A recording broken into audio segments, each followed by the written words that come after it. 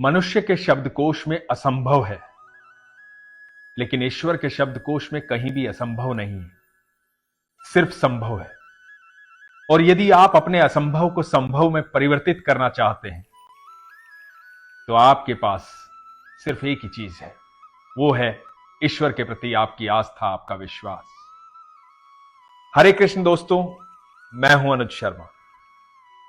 आज जो अनुभव आपको बताने जा रहा हूं, यह अनुभव है दिल्ली की रहने वाली गीता गोस्वामी जी का। गीता गोस्वामी जी अपने पति गगन गोस्वामी जी के साथ दिल्ली में रहती हैं, जमुना पार। बड़ा ही अद्भुत अनुभव है। भक्त बड़े कमाल के होते हैं, ईश्वर से कुछ भी मांग लेते हैं, कुछ भी इच्छा रख लेते हैं। ऐसी इच्छाएं होती हैं जो कभी सुनी भी नहीं होती। तो इच्छा थी गीता गोस्वामी की, एक सुंदर सा घर बनाऊंगी। जब घर बनेगा तो उसका नाम रखूंगी राधा कृष्ण निवास। और घर की जो नींव होगी उसमें मिट्टी होगी वृंदावन की, बरसाने की, मथुरा की। अद्भुत इच्छा थी। घर बनना शुरू हुआ।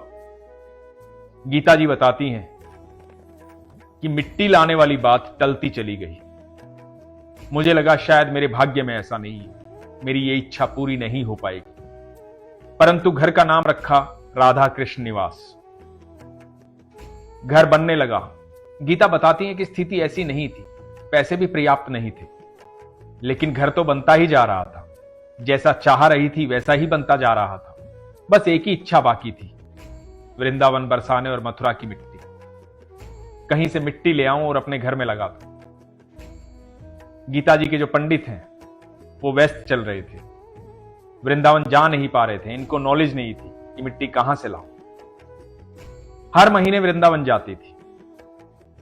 2022 में वृंदावन गई। घर लगभग पूरा बन चुका था, सिर्फ किचन बाकी थी, रसोई बाकी थी।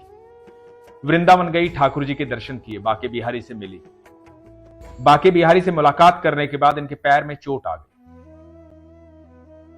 पैर में दर्द हुआ, हल्की सी मोच आ गई। तो इन्होंने वहीं से राधा रानी से क्षमा मांगी। राधा रानी से कहा कि राधा रानी, इस बार बरसाने नहीं आ पाऊंगी, अगली बार आऊंगी, मुझे माफ करना।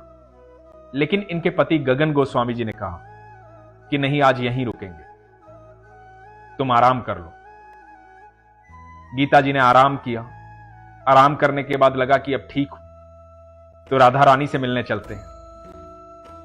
तो बरसाने चले गए राधा रानी से मिलने।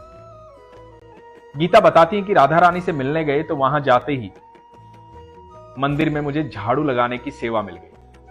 मन बड़ा प्रसन्न हुआ कि राधा रानी के यहां आई हूं और मुझे सेवा मिल गई। मंदिर में मैं सेवा कर रही हूं। आरती में अभी समय था। जब ये झाड़ू लगा रही थी तो एक बाबा आए। गीता बताती है कि बाबा वैसे तो फटे हाल थे, लेकिन एक अलग सा तेज था उनके चेहरे पर। उन्होंने आके कहा कि आ गई बिटिया, कब से इंतजार कर रहा हूं तेरा। तो गीता ने कहा कि बाबा, आप मुझे जानते हैं?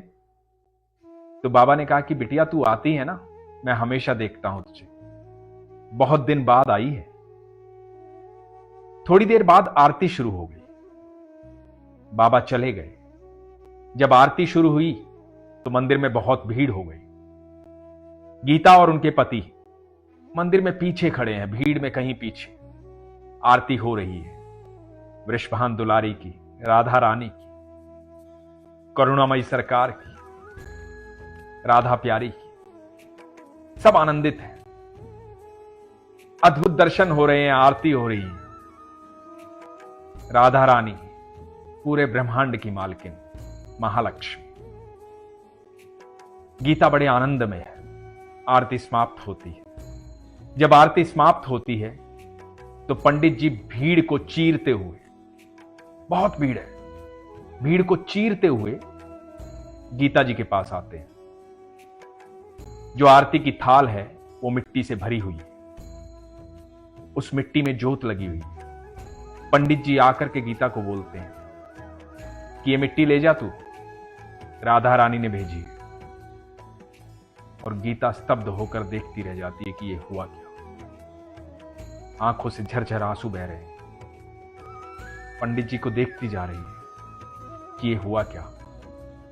राधा रानी ने मेरे लिए मिट्टी भेजी और चुप हो गई, सन्न हो गई, बस देखती रही। पंडित जी ने कहा कि मिट्टी ले ले। गीता ने थाल से मिट्टी ली। जैसे ही गीता ने थाल से मिट्टी ली और लोग भी मिट्टी लेने लगे। पंडित जी ने गीता से फिर कहा, देख तेरे लिए राधा रानी ने भेजी है और बाकी सब जो हैं वो छीन रहे हैं, ये बस तेरे लिए ही आई थी। गीता वहां से मिट्टी लेकर आती है, अपने घर दिल्ली पहुंचती है।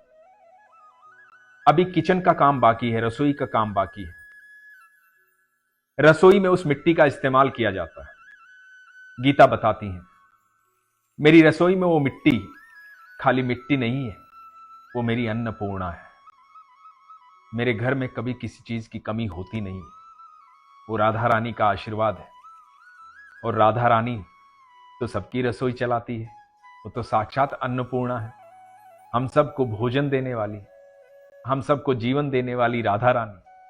और राधा रानी ने अपनी मिट्टी कहां दी? बरसाने की मिट्टी कहां दी? रसोई में, जहां से पूरा परिवार चलता है। वो तो सरकार है, करुणामयी, पूरी दुनिया चलाती है।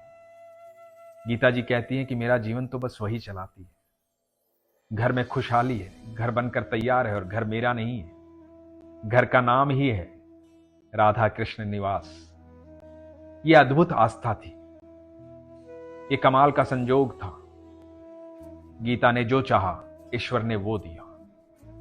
आप सोचिए, ऐसा विरले भक्त सोचते हैं कि मैं अपना घर बनाऊंगी और घर में बरसाने की मिट्टी लाऊं। यह अनुभव पढ़ करके मेरी आंखों में आंसू आ गए। अद्भुत प्रेम है गीता जी का भगवान से। और यकीन मानना, वो तो पूरे ब्रह्मांड का मालिक है, सब कुछ दे सकता है। आप लेने वाले तो बनिए, आपका पात्र बड़ा होना चाहिए, आपकी इच्छाएं होनी चाहिए। वो तो पिता है, वो मां है, वो सब कुछ देना चाहती है, सब कुछ आपके लिए बनाया है, पर आपका विश्वास होना चाहिए, आपकी आस्था होनी चाहिए।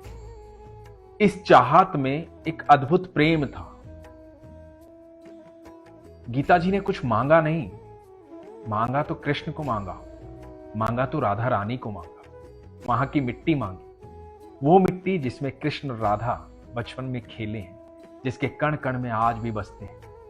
ऐसा अद्भुत प्रेम करने वाले भक्त की हर इच्छा पूर्ण हो जाती है। आप विश्वास तो रखिए, विश्वास असंभव को संभव में बदल देता है, क्योंकि असंभव मनुष्य का बनाया हुआ शब्द है। ईश्वर के शब्दकोश में सिर्फ संभव है, सिर्फ संभव। इसलिए कहता हूं, अपने विश्वास को मजबूत रखिए, अपना ख्याल रखिए। हरे कृष्ण।